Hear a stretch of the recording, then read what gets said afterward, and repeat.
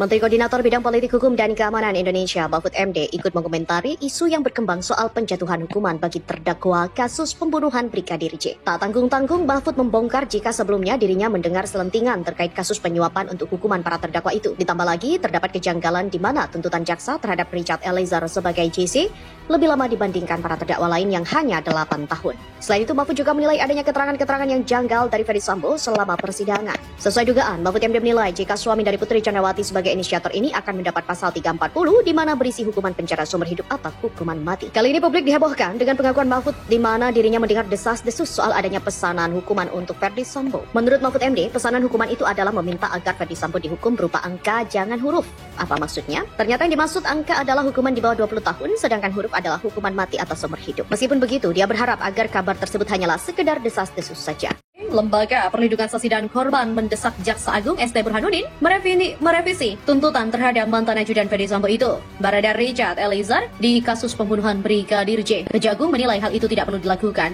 Desakan itu disampaikan oleh Wakil Ketua LPSK Edwin Partogi yang mendesak Jaksa Agung ST Burhanuddin merevisi tuntutan terhadap Barada E di kasus pembunuhan Brigadir J. Bila Jaksa Agung peka dengan tuntutan rasa keadilan masyarakat, Jaksa Agung bisa revisi tuntutan terhadap Barada E. Selain itu, Edwin kemudian juga menyertakan tautan berita yang menerangkan jaksa pernah melakukan revisi tuntutan dalam persidangan terkait kasus ibu rumah tangga Valencia atau Neng Sili Masal Karawang, Jawa Barat pada 2021 lalu. Sebagai informasi, Barada E dituntut hukuman 12 tahun penjara di kasus pembunuhan berencana terhadap Brigadir J. Jaksa meyakini Eliezer melakukan tindak pidana bersama-sama secara merampas nyawa Yosua. Menuntut agar Majelis Hakim Pengadilan Negeri Jaksel yang memerintahkan dan mengadili perkara ini menyatakan terdakwa Richard Eliezer Pudihang Lumiu terbukti secara sah dan meyakinkan melakukan tindak pidana merampas nyawa orang secara bersama-sama. Kata jaksa, menjatuhkan pidana terhadap terdakwa dengan pidana 12 tahun penjara. Eliezer diyakini melanggar pasal 340 KUHP, pasal 55 ayat 1 ke 1 KUHP. Salah satu hal memberatkan Eliezer adalah perannya sebagai eksekutor pembunuhan Yosua. Mahfud MD belak-belakan bongkar isu pesanan hukuman untuk Ferdy Sambo JS. Terbukti? Sebelum putusan Sambo saya bilang, saya sudah mendengar ada gerakan-gerakan yang minta memesan putusan Sambo itu agar dengan huruf. Tapi ada juga yang minta dengan angka. Jadi bukan putusan yang ini yang kesana. Ada yang bergerilya, ada yang ingin Sambo dibebaskan, ada yang ingin Sambo dihukum, kan gitu.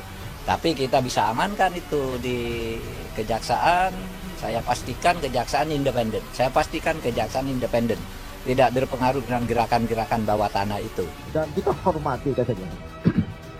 Yang salah ngomong aja saya hormati, Pak. Yang nyaci maki jaksa, saya nggak pernah sakit hati caci maki, Pak. Saya hormati. Apalagi pimpinan saya itu, Menko Polhukam itu, orang yang arif, Pak. Saya kenal benar sama beliau. Itu orang arif dan orang yang sangat peduli pada bangsa ini. Jadi hal-hal kecil pun beliau peduli. Ya sudahlah. Itu hak beliau untuk bicara. Bagi saya itu bagian pada proses penegakan hukum supaya beliau mengarahkan proses penegakan hukum yang benar selaku Menko Polhukam. Itu benar, sangat baik beliau. Sebelumnya, Bapak Kamarudin Simanjuntak juga sempat mengungkapkan Ferdy Sambo memiliki jasa besar bagi Jaksa Agung ST Burhanuddin. Maka dari itu, sejak awal Bapak Kamarudin Simanjuntak mengaku sudah ragu Kejaksaan Agung bisa bersikap profesional.